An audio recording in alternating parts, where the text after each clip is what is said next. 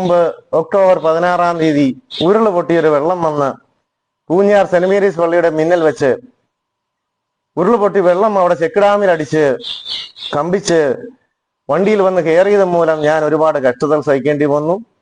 പക്ഷെ നിങ്ങൾ എല്ലാവരും എൻ്റെ കൂടെ കട്ടയ്ക്ക് നിന്നു. അതിന് നിങ്ങളോട് എല്ലാവരോടും നന്ദി ഞാൻ ആദ്യം പറയട്ടെ.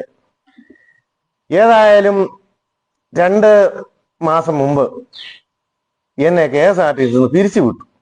ഇതുവരെ പിരിച്ചു വിട്ടിട്ടില്ലായിരുന്നു. കാരണം എന്തെന്ന് ചോദിച്ചാൽ ഞാൻ മറ്റ് പ്രൈവറ്റ് ബസ് ഓടിക്കാനോ ജീപ്പ് ഓടിക്കാനോ കാർ ഓടിക്കാനോ ടാക്സി ഓടിക്കാനോ ഒന്നും പോകരുത്. അതിനുവേണ്ടി പിരിച്ചു വിട്ടിട്ടില്ലായിരുന്നു. ഏതായാലും 2 മാസം മുമ്പ് പിരിച്ചു വിട്ടു. കേസ് ഇപ്പോഴും തുടരുന്നുണ്ട്.